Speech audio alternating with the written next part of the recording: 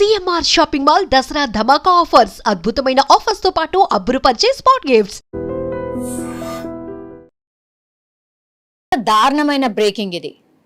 Actually అసలు మనుషుల విలువలు లేకుండా పోయినాయి, లేకపోతే అసలు కడుపున పుట్టిన పిల్లలు కూడా ఇంత దారుణంగా వ్యవహరిస్తున్నారు అని అంటే ఎవరు నమ్మే పరిస్థితులు లేరు. లేదంటే ఇక కలియుగం ఏం చేస్తాం అనేటటువంటి పరిస్థితి వచ్చేసింది. ఎందుకంటే ఈ సంఘటన విన్న తర్వాత కూడా ఎవరికైనా సరే అదే అనిపిస్తుంది. యాక్చువల్లీ ఇది జనగామ జిల్లాలో జరిగినటువంటి సంఘటన. ఈమె పేరు వచ్చేసి బదావత్ లక్ష్మి. కేవలం 45 సంవత్సరాలు మాత్రమే. పాపం 20 ఏళ్ల క్రితమే భర్త చనిపోయిండు. సో అల్లారు ముద్దుగా ఒకే ఒక కూతురు. ఆమెను అల్లారు ముద్దుగా పెంచడమే కాకుండా చదివించడం ఇదంతా చేసింది. ఆ తర్వాత 5 ఏళ్ల క్రితం కూడా నేను ప్రేమించానమ్మా ఒక వ్యక్తిని, అతన్నే పెళ్లి చేసుకుంటాను అని అంటే ఉన్నది ఒకే కూతురు కాబట్టి కాదనలేక ఆమె మనసు నొచ్చుకున్నా ఇవ్వడం ఇష్టం లేకపోయినా ఆమె ప్రేమించింది కాబట్టి ఉన్నది ఒకే ఒక బిడ్డ కాబట్టి కోరుకున్న అతనితోనే మ్యారేజ్ కూడా చేసింది. కట్న కానుకలు కూడా బానే ఇచ్చింది. అంటే ఆమెకు ఉన్నంతలో బానే ఇచ్చింది. ఆమెకున్నది ఒకే ఒక ఎకరం, అందులో నుంచి 20 గుంటలు బిడ్డ పేరు మీద రాయడమే కాకుండా ఈ ఖర్చులు ఏవైతే ఉంటాయో పెళ్లి ఖర్చులు, అట్లాగే 9 తులాల బంగారం కావచ్చు, లేదంటే డబ్బుల రూపంలో కావచ్చు, అవన్నీ కూడా ఆమెకు కట్న కానుకల రూపంలో బానే ఇచ్చింది. 5 ఏళ్ల పాటు బానే ఉంది. కానీ ఇప్పుడు తల్లి పేరు మీద ఇంకా 20 గుంటలు ఉన్నాయి. అంటే 1/2 ఎకరం బిడ్డకి ఇచ్చేసింది. ఆ తర్వాత 1/2 ఎకరం ఆమె ఎట్లా బతకాలి, మళ్ళీ తదనంతరం లేదంటే తను బతకాలంటే కూడా ఆమెకున్నది ఒకే ఒక ఆధారం ఆ 20 గుంటలు మాత్రమే. దాన్ని సాగు చేసుకుంటూ అట్లాగే పక్కన ఎవరైనా పిలిస్తే కూలీనాలి చేస్తూ ఆమె కష్టం మీద ఆమె బతుకుతున్నటువంటి పరిస్థితి. ఈ నేపథ్యంలోనే ఈ ఎవరైతే ఒక్కగానొక్క కూతురున్నారో కూతురు పేరు వచ్చేసి సంగీత, అట్లాగే వాళ్ళ అల్లుడు పేరు వచ్చేసి వీరన్న.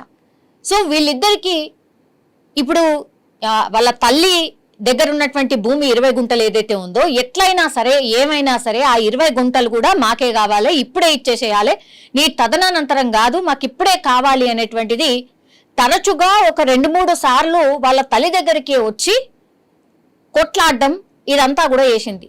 ఉన్నది ఒక్కగానొక్క కూతురు, నువ్వు కాయ కష్టం చేసుకొని నువ్వు సంపాదించుకొని బతకాలి కానీ తల్లి మీ మీద ఇంకా ఆధారపడతలేదు కదా, ఆమెకిచ్చి ఆమెనే బతుకుతుంది. అప్పుడో ఇప్పుడో ఏమన్నా పంట వండితే కూడా మీకే ఇస్తుంది. ఆ తర్వాత కూడా చేతగానప్పుడు మరి ఇది కూడా లేకపోతే ఈ మధ్య కాలంలో మనం చూస్తున్నాం కదా, అందుకే ఓల్డేజ్ హోమ్స్ భయంకరంగా వెలుస్తున్నాయి, మనకు తెలిసిందే కదా. ఆ పరిస్థితే వస్తుంది. సో నాకు ఆ పరిస్థితి రావద్దు కాబట్టి 20 గుంటలు నా దగ్గర ఉంచుకోవాలని చాలా తెలివిగా ఆలోచించింది లక్ష్మి. అందుకని తనతో పాటే ఉంచుకుంది. ఆ 20 గుంటలే మాకిప్పుడే రాసి ఇవ్వాలి, లేకపోతే నడవదు, నాకున్నది 20 గుంటలే నువ్వు నాకు ఇచ్చినావు, నాకేమాత్రం సరిపోతలేదు, ఆ 20 గుంటలు కూడా నీకెందుకు, ఈ వయసులో నీకెందుకు, ఏమైనా చూసుకునేది ఉంటే నేనే కదా కూతురుని, నేనే చూసుకుంటా, నాకు అది ఇచ్చేయి, ఇప్పుడే ఇచ్చేయని తరచుగా వచ్చి తల్లి దగ్గరకు వచ్చి గొడవ పడుతూ ఉండేది. ఆ పక్కన చుట్టుపక్కల వాళ్ళు ఇళ్ళ వాళ్ళు ఎవరైతే ఉంటారో వాళ్ళు, అట్లాగే ఆమె సింగిల్ పేరెంట్, ఆమెకు తండ్రి ఉన్నాడు అంతే. ఆ తర్వాత మిగతా చుట్టుపక్కల వాళ్ళు ఎవరైతే ఉంటారో వాళ్లకు తరచుగా ఈ విషయాన్ని కూడా చెప్పింది లక్ష్మి. ఇట్లా నా బిడ్డ తరచుగా నా మీద ఒత్తిడి తెస్తుంది, ఆ 20 గుంటలు కూడా రాసి ఇవ్వమంటుందంటే వాళ్ళు కూడా ఏం చెప్పారు, దయచేసి రాసివ్వకు, ఇప్పుడే ఈమె ఇంత ఒత్తిడి చేస్తోంది, నిన్ను ఇంత సతాయిస్తుంది, ఆ తర్వాత మాత్రం నీ మాట కూడా వినదు, నిన్ను పట్టించుకోదు, ఆ 20 గుంటలు నీ దగ్గరనే పెట్టుకో, ఎంత ఒత్తిడి తెచ్చినా నీ దగ్గరనే పెట్టుకో అని వాళ్ళు కరాఖండిగా చెప్పారు. అదే మాట లక్ష్మి కూడా తన కూతురికి చెప్తోంది. ఇక నచ్చలేదు, ఎంతసేపు ఎన్నిసార్లు గొడవ పడ్డా ఇక వినట్లేదు అనుకున్నారో ఏమో తెలియదు. కానీ నిన్న లక్ష్మి దగ్గరికి ఇప్పుడు ఎవరైతే కూతురు సంగీత అట్లాగే వాళ్ళ హస్బెండ్ ఎవరైతే ఉన్నారో వీరన్న, వాళ్ళు కారు తీసుకొని వచ్చిండ్రు, తల్లి దగ్గరకు వచ్చిండ్రు. అదే గొడవ, అదే విషయం మళ్ళా మాట్లాడిండ్రు. ఆ తర్వాత ఇక మరి ఏమైందో తిన్నారు, ఆ తర్వాత పండుకున్నారు, ఇంకేమైందో తెలియదు. కానీ లాస్ట్కి వస్తే ఏం జరిగింది అని అంటే, రాత్రి వాళ్ళ తల్లి నిద్రపోయిన తర్వాత దిండు అంటే ఆమె పెట్టుకున్నటువంటి దిండుని పూర్తిగా ఆమె మొహం మీద పెట్టేసి అత్యంత దారుణంగా నన్ను కన్న తల్లి ఈమె అని కనీసం గుర్తించుకోకుండా సంగీత తన కన్న తల్లిని చంపేసినటువంటి ఘటన. ఎంత దారుణం! అల్లుడేదో వేసాడో, అల్లుడు ఏదో పరాయివాడో బయట నుంచి వచ్చాడు కాబట్టి ఆయనకు తెలియదు. కానీ నువ్వు ఉన్న ఒకదాని ఒకటి ఆ తర్వాత అల్లారు ముద్దుగా నిన్ను పెంచుకుంది, నువ్వు తప్ప వేరే లోకమే లేదు, ఇంకెవరూ లేరు తనకి. అట్లాంటి కన్న తల్లిని కూతురు చంపేసింది.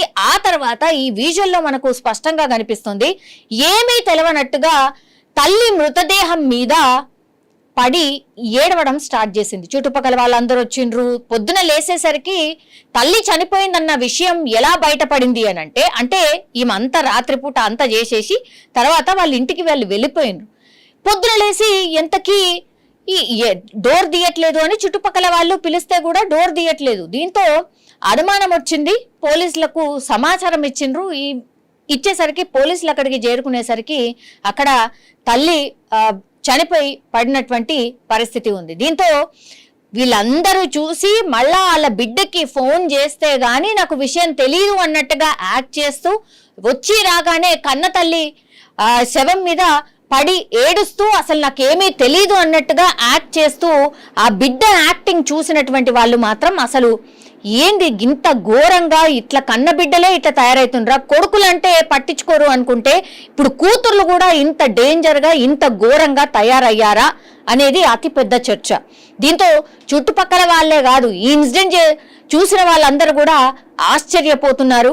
అట్లాగే ఇంకా తెలుసు కదా, ఈ యాక్టింగ్ చూసిన తర్వాత సంగీతను తిట్టని వాళ్ళు అంటూ లేరు.